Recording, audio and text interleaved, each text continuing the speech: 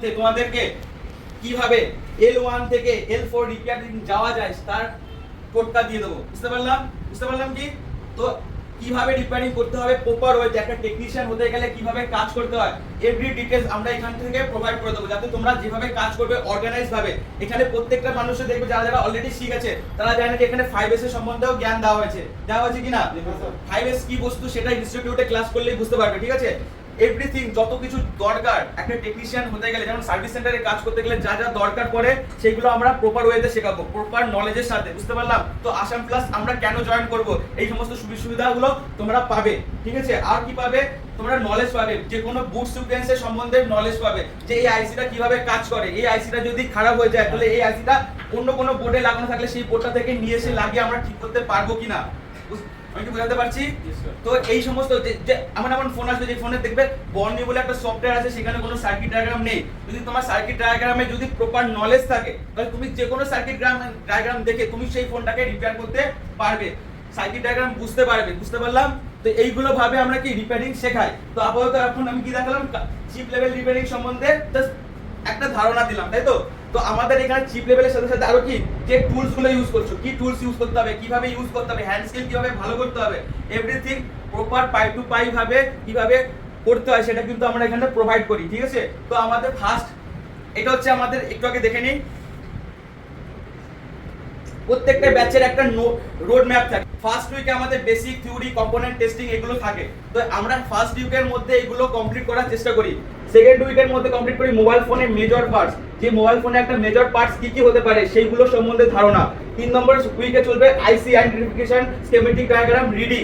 তো আমরা দেখতে পাচ্ছি যে 3টে সপ্তাহের মধ্যে আমরা বেসিক ক্লিয়ার করে দিই একদম প্রপার। যদি বেসিক ক্লিয়ার যদি কারো না থাকে তাহলে তার উপর যদি লোড চাপাও সে কি নিতে পারবে না। তো আমি সবসময়ের জন্য মনে করি যদি ফাউন্ডেশন ভালো হয়, যদি বেসিকটা যদি ভালোভাবে ক্লিয়ার হয়, তোমরা L1 থেকে L4 যেতে কোনো সমস্যা হবে না। বুঝতে পারলাম? L4 হওয়া মানে চারটিখানি ব্যাপার না। L4 হতে গেলে কমসে কম তোমাকে 1 থেকে 1.5 বছর বা 2 বছর তোমাকে এই রিপেয়ার ইন্ডাস্ট্রিতে ভালোভাবে কাজ করতে হবে। প্রতিদিন 10 ঘন্টা করে কাজ সময় দিতে হবে। যদি 10 ঘন্টা করে দিতে পারো তাহলে তুমি একটা ভালো টেকনিশিয়ান হতে পারবে। তো আমরা সেই এত কিছু জিনিস এই রোড ম্যাপের মধ্যে তুলে ধরি। যেমন চতুর্থ উইকে আমাদের চার্জিং সেকশন, ডেট সেকশন চলবে। মানে এই ডেট সেকশনের মধ্যে চার্জিং সেকশনের যত সমস্ত সমস্যা হয়, কিভাবে বিকিউআইসি চার্জিং কাজ করে, ওবিপিআইসি কিভাবে বাইপাস করা যায়, কোনগুলো বাইপাস করা যায় না, এগুলো কি যারা অলরেডি অল্প কিছু জানো তারা হয়তো বুঝতে পারছো যে ওবিপিআইসি মানে কি বস্তু। তোমাদের কি জানা আছে সেগুলো কিছু? তো যদি জানা না থাকে কোনো প্রবলেম নেই, এখানে যারা জিরো আছে তাদেরকে পুরো প্রপার ওয়েতে শেখাবো যাতে তাদের কোনো অসুবিধা না হয়। বুঝতে পারলাম? এখানে যে কজন ভাইরা দেখতে পাচ্ছ এদের মধ্যে বেশিরভাগ সবাই কিন্তু জিরো ফ্রেশার। এদের কাছ থেকে এই এক সপ্তাহের ক্লাসের মধ্যে জিজ্ঞাসা করে দেখতে পারো যে ওরা কি বুঝতে পারছে, ওরা কি পাচ্ছে, ওরা কি আদৌ করতে পারবে কি পারবে না, ওদের কাছ থেকে তুমি পেয়ে যাবে। তো এইটুকুনি ভরসা রাখতে হবে যে আসাম ক্লাস ইনস্টিটিউট এখন চয়েস করে এসছো মানে কি একটু ভরসা করে থাকতে হবে 2 মাস।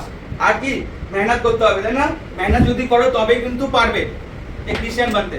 আর যদি টেকনিশিয়ান না বানো মিস্ত্রি তো বানিয়ে যাবে, তাই না? মিস্ত্রি তো হয়ে যাবে, কিন্তু আমি আশা করবো সবাই টেকনিশিয়ানই হবে। কারণ কিভাবে একটা টেকনিশিয়ান কাজ করে, যদি মনে করো যে এখানে শেষ করার পর আমরা কোনো সার্ভিস সেন্টারে জব করতে চাই, তো তোমরা এই সার্টিফিকেট নিয়ে জবে অ্যাপ্লাই করতে পারো, ঠিক আছে? কারণ যেটা দরকার সেটাই তুমি এখান থেকে পাবে। তো এই 8টা উইকের মধ্যে লাস্ট উইকে আমাদের কি চলে, সফটওয়্যার ক্লাস। সেটা আমাদের মইনুল স্যার নেয়।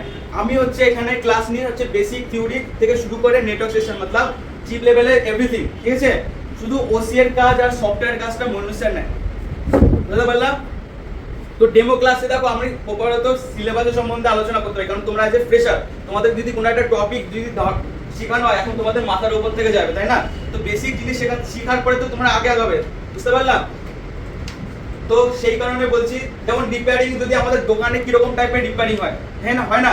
দোকানে কিরকম টাইপের রিপেয়ারিং হয়, screen repairing, battery issue, software issue, water damage, camera issue, audio problem, network problem, motherboard repair, বাটনের ইস্যু, হ্যাঁ না? এই ধরনের কাজই আসে। এগুলো সবগুলো হচ্ছে আমরা কি কভার আপ করেছি কোথায়, এই ইনস্টিটিউটের সিলেবাসে। বুঝতে পারলাম? তোমাদের কি কোনো কিছু বক্তব্য আছে? যদি ক্লাস জয়েন করো তবে তোমরা বুঝতে পারবে যে কি পাচ্ছি আর কি পাবো।